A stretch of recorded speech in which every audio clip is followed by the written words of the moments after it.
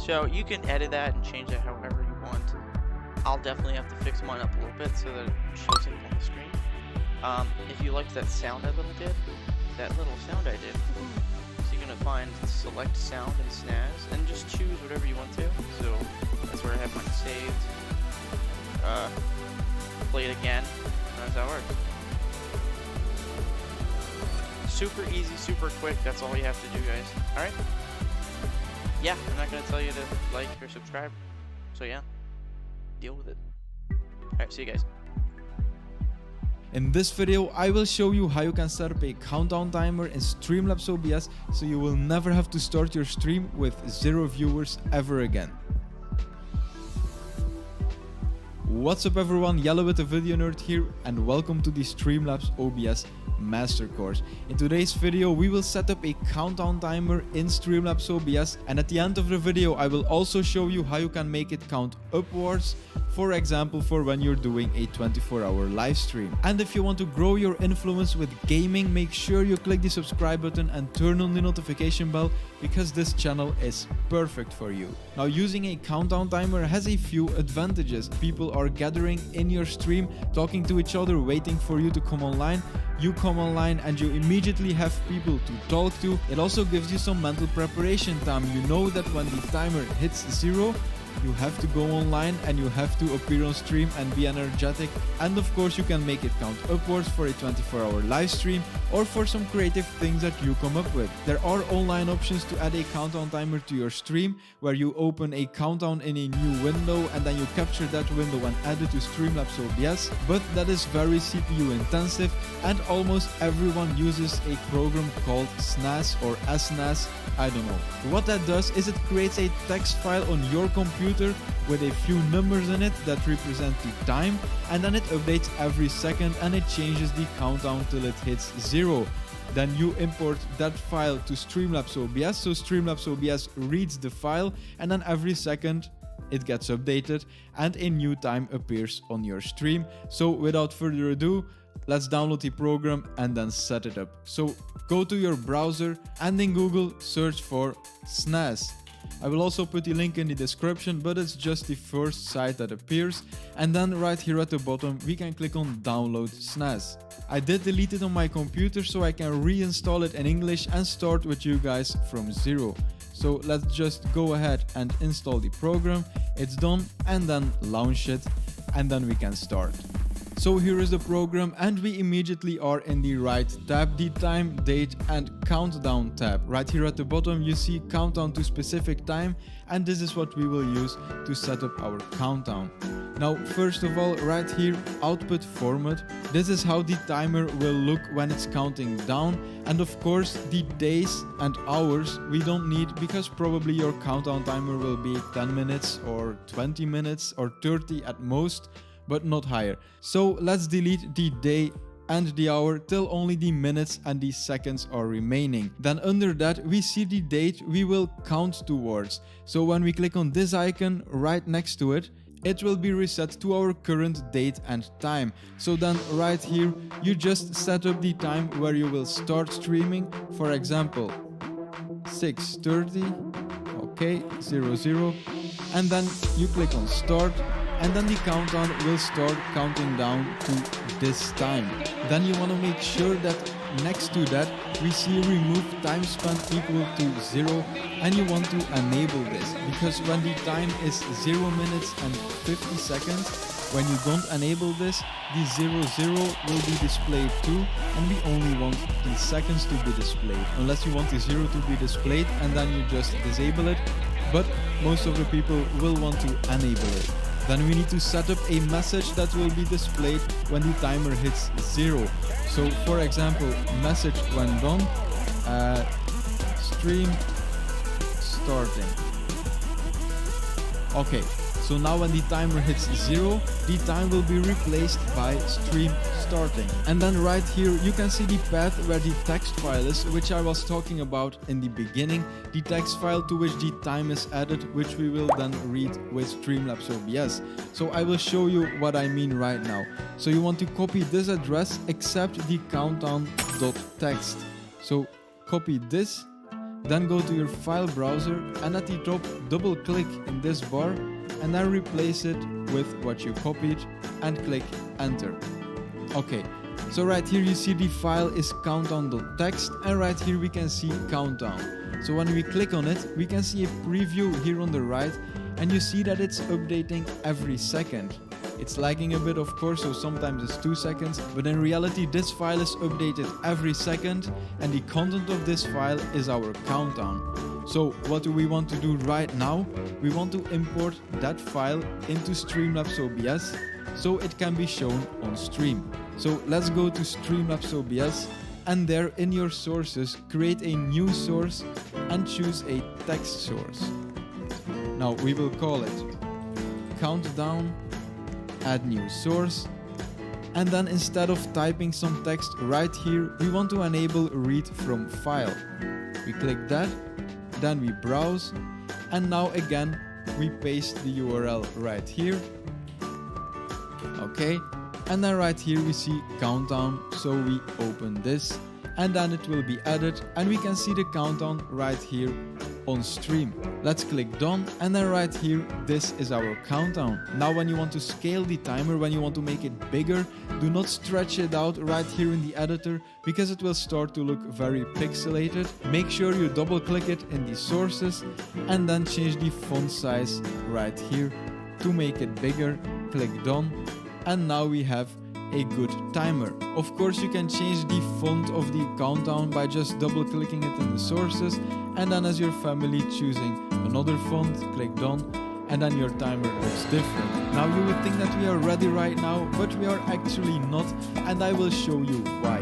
So first of all, let's position the countdown exactly in the middle of our screen and we can use the pixels on the side of the image. Now you can use your arrow keys to position it exactly where you want it to be. So now that the timer is positioned exactly in the middle of the screen, I will show you the problem we have. So let's go back to SNAS and then let's stop the timer, reset the time and make sure it counts a little bit more than 1 minute. So it will have to be 32 and then like 10 seconds.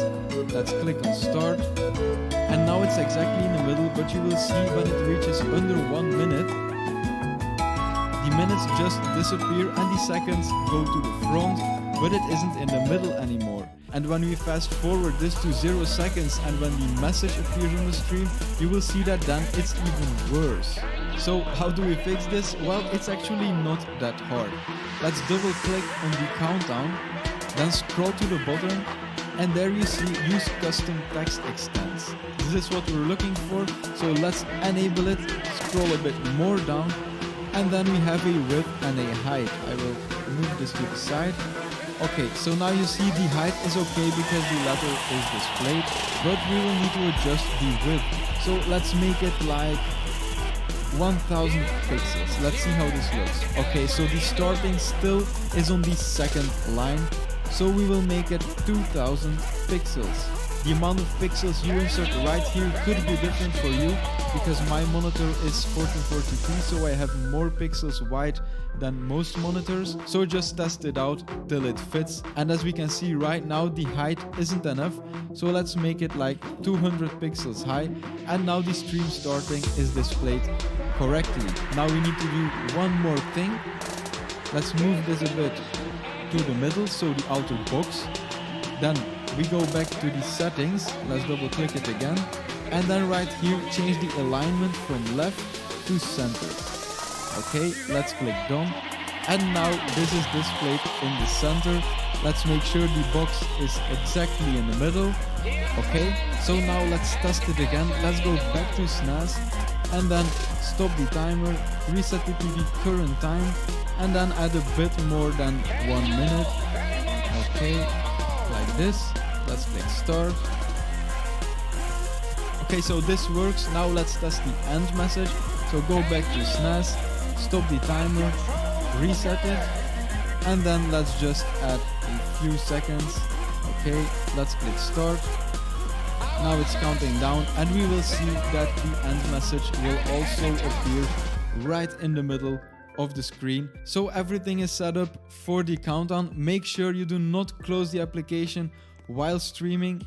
because when you do that, like you see right here, when you close it, your timer will just disappear. So make sure you do not do that and that you only delete it when you already transitioned to your in-game scene, and then you can close the program, because then you will not have to go back to the stream starting scene. And for those who are interested in what I said in the beginning of the video, using this program to count upwards for a 24-hour stream or something like that, let's go back to the program, let's open it again. And then in the tabs right here, you need to go to Chronos, and then here at the bottom, Chrono Up. This is what you will use. So right now, let's reset this to 0. And then here the pre-format, you see the hours, the minutes and the seconds. You may have to select it right here if it's not the selected option. And of course, this is what you need for a 24-hour stream, the hours, the minutes and the seconds. And then let's click on start to test it. And you see it counts from 0 to 24 hours or more. Then of course, to add it, it's the same process, and actually to make it even faster, you can just copy the path right here, then go to the plus to add a new source, click on text. Okay, let's call it count up. Okay, add new source, then read from file, and then right here just paste the URL and it will grab the text content of the file on this location, so the chrono up. So click done, and then right here you can just add this to the corner so people know how far you are in your 24-hour stream. So that was everything for this video. Remember that this was only one of the guides in the Streamlabs OBS Master Course playlist. So if learning more about Streamlabs OBS is something you are interested in, make sure you click on the playlist right there. And if you want to grow your influence with gaming and you are not subscribed yet to this channel, make sure you click the subscribe button down below and turn on the notification bell, so I will see you in my next video. Have a good day. Everything that you're seeing right now is something we will set up in this video. We will go over the settings, graphics and alerts, and I will give you a bunch of tips and tricks along the way. Welcome to the Streamlabs OBS Master Course. You all liked my 2019 version of this video a lot, and I tried to make this one even better. I'm Jelle from The Video Nerd, and I make live streaming and YouTube tutorials. So if you are a content creator and you are interested in starting and upgrading your live stream, then you will not regret subscribing to this channel. And something else you won't regret is buying an overlay from our sponsor for today's video, which is Owned.tv. They have the best overlay packs in the industry, and I know that a lot of you are looking for those. All of their graphic packs are animated and can be installed in just a few clicks using their quick import file. They have fully customizable packages, but also separate elements like webcam borders, Twitch panels, transitions, wallpapers, social media banners and much more. And hey, they have this great previewer on their website which lets you test things how they will look while streaming. As I already said, they are on another level, guys. If you need graphics for your stream, you should definitely check out their website. And if you buy a pack right now, you can follow this tutorial to set up that pack with me together while I explain everything.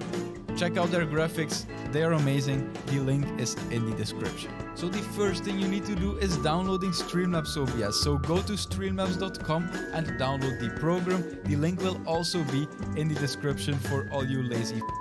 So once Streamlabs OBS is installed, you should start the program and log in with your Twitch account. You can skip everything from the intro setup right here because we will be doing everything manually. I suggest we go over these settings first so I can explain what's important and what settings you need to set up in the output settings to make sure that your stream is of a very good quality. Let's click on the settings icon on the bottom, and I can already see something that's very important. If you ever mess up big time and you can't fix it in Streamlabs OBS, then you can click this button right here to delete all your cache, and this will reset pretty much all your settings. Your graphics will not be gone because those are saved in the cloud. The stream tab is not important because you linked your Twitch account, so you do not need to mess around with a stream key or something like that. Let's skip the output tab for now and go over the more basic but important settings first. In the audio tab, you should link your microphone. Your desktop audio device 1 is your system sound, so your game, Spotify, YouTube YouTube, etc. And usually the default setting works just fine. So then we only need to link our microphone, and this will be as the mic auxiliary device 1 right here. The hotkey tab is pretty straightforward. You can just add a bunch of hotkeys, so read through it and see if something looks handy to you. In the advanced tab you shouldn't change anything, but it's handy to know that you can add a stream delay right here. Then the scene collections tab is used to import and export overlay files. It's this function that our sponsor Own.tv is using to let you import their overlay files so quickly. The notifications tab should not be changed, and then in the appearance tab you can switch from dark to light mode. But let's be honest, everyone likes dark mode. Then also very important is to make sure that Better Twitch TV emotes is enabled right here. Then face masks is something you can play around with, but I won't go into detail about that. Then the next tab, the remote control, is extremely valuable, and it will allow you to link Streamlabs OBS to your phone to switch scenes with your phone, but I'm explaining this later in this video.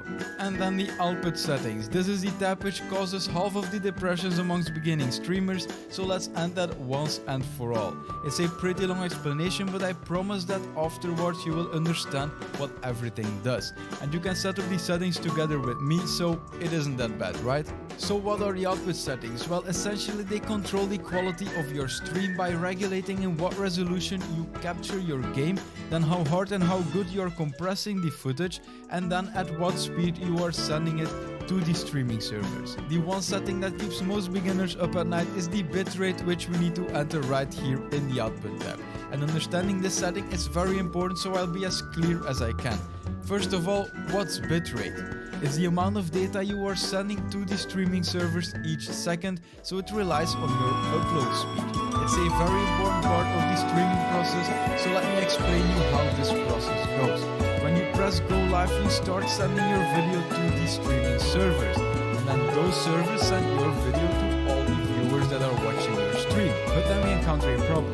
Because if you want a very high quality live stream and your upload speed is very high, then you can select a high bitrate to send it to the streaming servers, because your internet can handle it.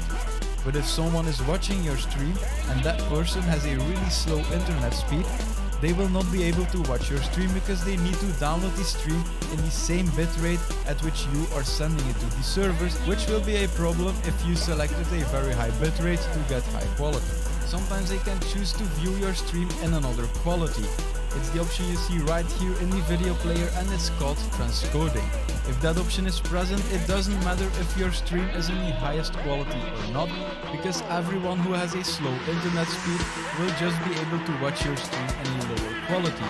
But this option isn't available to all streamers, and the only ones who are guaranteed to get the transcoding options on their stream are Twitch partners. And because of this, some people recommend to stream in a lower quality, so everyone will be able to watch your stream, even the ones with a slow internet speed. So when I say streaming in a lower quality, what quality do I mean? Well, in general, it would be 720p 60 fps or 900p 30 or 60 fps. There is a chart made by Twitch, and this shows the recommended settings to streaming for different resolutions and bitrates. It's a great resource if you're starting out and you have no clue what to set up, so I will link it in the description and show it on the screen when I'm talking about it. Let's do the whole settings setup together right now. As I already explained, when you choose your bitrate, you choose how much data your Streamlabs OBS sends to the streaming servers each second. So you need to make sure that your internet upload speed can handle that amount of data. Here's the important thing: your maximum upload speed, which you will test in a bit, is not the amount of data you can send to the servers each second, because a lot of things take a piece out of your internet capacity. For example, people in your house who are watching Netflix, or a YouTube video on your PC, or a game on your PC that's updating. In general, you should keep a 20 to 30% margin on your maximum internet speed to allocate to those type of processes, and then use 70 to 80% of your upload speed to stream. I also explained this in my previous Streamlabs OBS tutorial, and some people were still not understanding how it actually worked. So what we will do is setting up everything for 720p 60 fps, because that's what most people will be using, and you can do everything together with it. So let's take a look at this chart made by Twitch to see what bitrate we need for our chosen resolution. 720p 60 fps needs a bitrate of 4500 kilobits per second, so then it's time to check if our internet can handle that speed, and we will do it in 2 easy steps. The first step is going to speedtest.net and running an internet speed test, and then the second step is multiplying your upload speed by 700. So then that result will be the absolute maximum bitrate you can enter in the Streamlabs OBS bitrate settings. If you go above that, there's a pretty big chance that your stream will be lagging. It's clear that my internet speed is absolutely capable of handling a bitrate of 4500 kilobits per second, which is recommended to stream in 720p and 60 fps, so that's what I will be using. If your internet seems to be too slow, you should try to stream in 720p 30 fps at a bitrate of 3000. Going below that will be pretty harsh for your stream. So let's go to the Streamlabs OBS settings and then go to the output tab. Make sure it's set to advanced on top and then enter your bitrate right here. And before going any further, let's go to the video tab first. You need to set your base canvas resolution to your screen's native resolution and then set the output scaled resolution to 1280 by 720 because that's the resolution we chose on the Twitch encoding chart.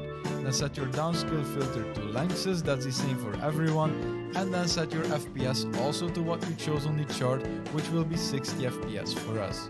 Let's go back to the output tab and continue setting this up. Your encoder is also very important, and if you have an NVIDIA graphics card, you should choose NVENC New, as that will be the best option. If you don't, then choose software X264 encoding. Depending on what you chose right here, the next settings will change. If you don't have an NVIDIA graphics card, then skip to this time in the video. Make sure you disable the enforce streaming encoder settings right here, and make sure that your rate control is set to CBR and that you entered your bitrate, which we determined before, right here in this box. Then the keyframe interval, this can also be found on the Twitch encoding chart, and it should always be 2 seconds. The preset can be set to quality or max quality, and the profile can be set to high. Then turn off look ahead and enable cycle visual tuning. Leave the GPU at 0 and set the max B frames to 2. I will now go over the software X264 settings, and they are a bit longer than the NVENC ones. So if you're using NVENC, skip ahead to this time in the video. So if you don't have an NVIDIA graphics card, then you should set the encoder to software X264. Disable enforce streaming encoder settings and disable rescale output. Then set your rate control to CBR and make sure that your bitrate, which we determined before, is filled in right here. For us, it's 4500 to stream in 720p 60 fps. Do not check this use custom buffer size box. Set your keyframe interval to 2, the profile to high, and that leaves us with the CPU usage preset right here. And this is where you need to test things for yourself. Baseline it's set to very fast, and this will be a pretty good option for most people. I could explain what this option does exactly, but it's a really technical explanation, so I will not bother you with that. So here's what you need to do. The slower you select right here in this drop down, the harder it will be for your CPU to handle the encoding, but the better the quality will be. So this option depends entirely on the power of your CPU, so your processor. So how do you determine what your PC can handle and what not? Well, let me show you. Press Ctrl plus Shift plus Escape on your keyboard and open the Task Manager. Then go to the Performance tab, and here you will see a graph with your CPU usage. Launch your programs which you will be using while streaming, start your game, and then go live. Play for a bit and check the Task Manager again. You will now see a graph of your CPU usage while you were streaming, so you can see if your CPU could handle it or not. Make sure it does not go above 80% for extended amounts of time.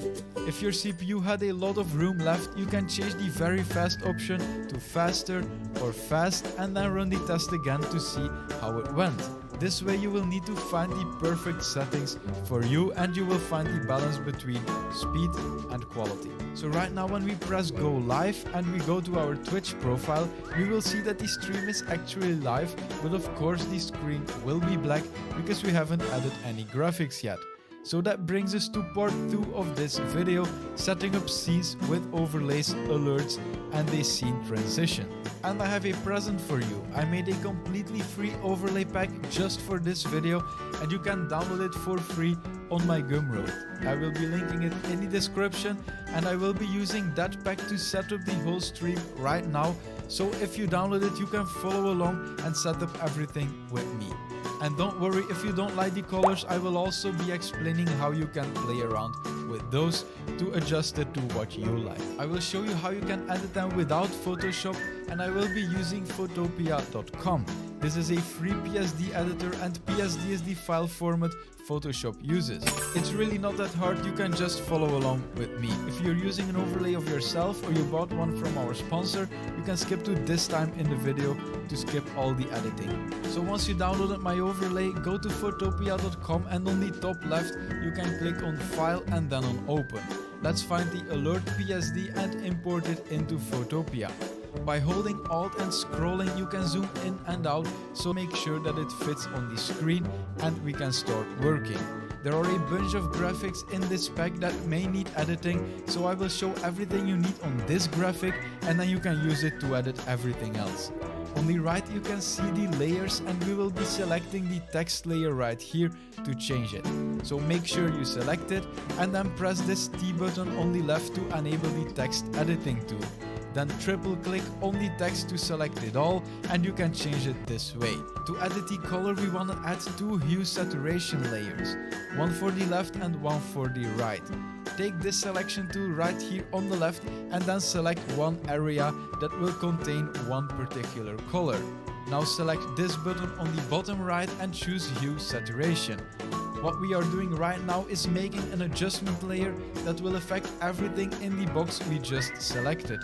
So while the adjustment layer we just created is selected, we can change the hue value right here, and this will change all the colors below the layer. So now this way, choose a color you like and do the same for the other side. Just take the selection tool, select the other side, press this button, add an adjustment hue layer, and then play with the values to change the color. Now to save the file to our computer, just click on File and choose Save as PSD, or choose Export as and then PNG. You can do the same for all the other graphics, so I will not be showing it all. This video will be way too long, but you know how it works now. If you have any questions, just join my Discord, the link is in the description, and you can ask for help right there. So now that you know how to edit the graphics from the pack, let's go back to Streamlabs OBS and let me explain you what these sections on the bottom are.